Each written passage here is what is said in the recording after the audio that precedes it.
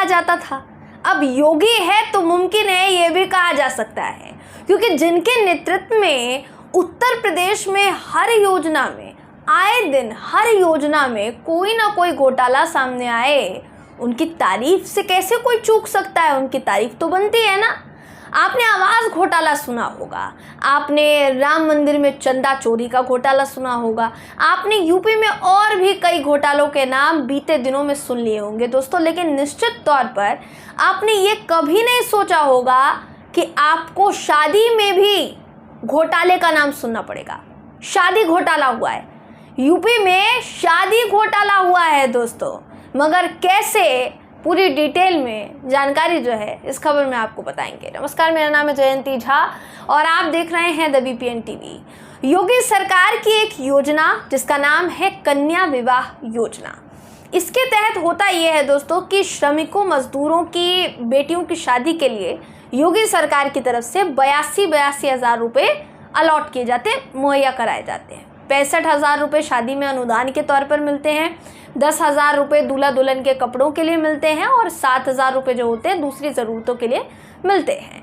अब होता यह है कि मजदूर का श्रम विभाग में रजिस्ट्रेशन होना ज़रूरी है और रजिस्ट्रेशन का कम से कम 365 दिन यानी साल भर पूरा होना ज़रूरी है। इस योजना के तहत शर्त यही होनी चाहिए। नवंबर 2022 यानी आज से लगभग साल भर पहले शुरुआत होती है।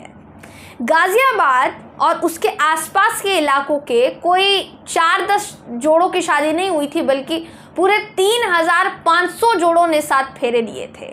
3,500 जोड़े।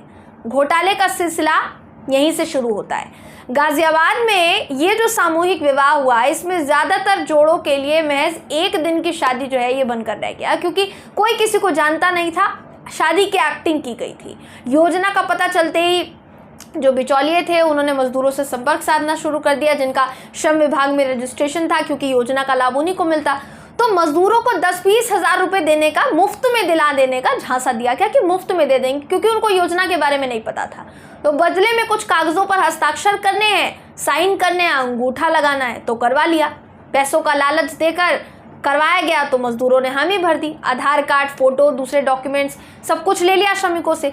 बेटियों की शादी के लिए ऑनलाइन फॉर्म भर दिए और सरकारी अफसरों के साथ मिली भगत करके ऐसे तमाम फर्जी फॉर्म को मंजूरी भी दिलवा दी। अब ये जो ड्रामा हुआ दोस्तों, उस दिन शादी का ड्रामा हुआ। शादी करवाने के लिए ड्रामा किया गया। शादी के लिए ऐसे जोड़ों को बैठाया गया जो एक दूसरे से कभी नहीं मिले, जानते भी नहीं थे कौन है। किसी ने अपनी शादीशुदा बेटी को दोबारा शादी करवा दी, किसी ने बहू को बेटी बनाकर मंडप में बैठा दिया, किसी ने शादीशुदा बेटी की दोबारा शादी करवा दी क्योंकि उसको पैसों का लालच था। दुनिया में जो लोग नहीं थे उनकी कागज़ पर शादी करवा दी गई और जो दुनिया में आ गए उनकी भी शादी करवा दी गई। तो मजदूरी का जो 10-20 हज़ार रुपये देने का जो लालच दिया गया था, वो लालच पूरा नहीं किया गया, वो नहीं दिए गए पैसे। लेकिन मजदूरों को पता चल गया कि भाई उनके साथ तो ठगी हुई है। तो उन्होंने क्या किया, मामले में सरकारी अफसरों की शिकायत शुरू कर दी ऊपरी अधिकारियों से। लेकिन जब उनकी शिकायतों को नज़रअंदाज किया गया तो वो भारतीय किसान यूनियन किसान शक्ति के पास पहुंचे। ये जो संगठन है दोस्तों, इस किसान संगठन ने इसका खुलासा किया पूरे घोटाले का। इस संगठन का दावा है कि अकेले गाजियाबाद में इस योजना से 280 करोड़ का घोटाला तकरीबन हुआ है। लोकायुक्त ने जांच करवाई, 15 दिन में जांच की रिपोर्ट जारी करने के लिए कहा।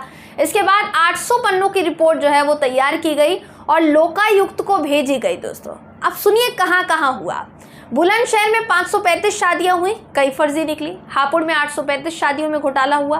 गाजियाबाद में 3,200 से ज़्यादा, 3,500 से ज़्यादा बताया जा रहा शादियाँ हुई, उसमें भी फर्जीवाड़ा हुआ।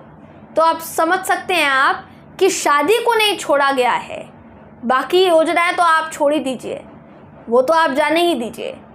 देखिए, अगर सरकारी अफसरों ने ही किया होता, सरकारी बाबुओं ने ही किया होता और उनकी शिकायत अगर ऊपरी अफसरों तक नहीं गई होती तो चलिए मान भी लिया जाता कि सरकारी अफसर जो निचले तबके के थे वो झूठ बोल रहे थे या वो उन्हीं के द्वारा रची गई साजिश थी, उन्हीं लोगों ने सरकार को फंसाने की कोशिश की है।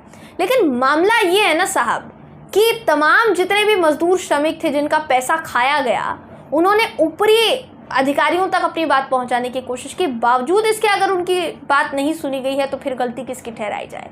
तो इसको घोटाला कहा जाए या ना कहा जाए? दोस्तों आप क्या सोचते हैं, आपकी क्या राय है, कमेंट करके ज़रूर बताइएगा।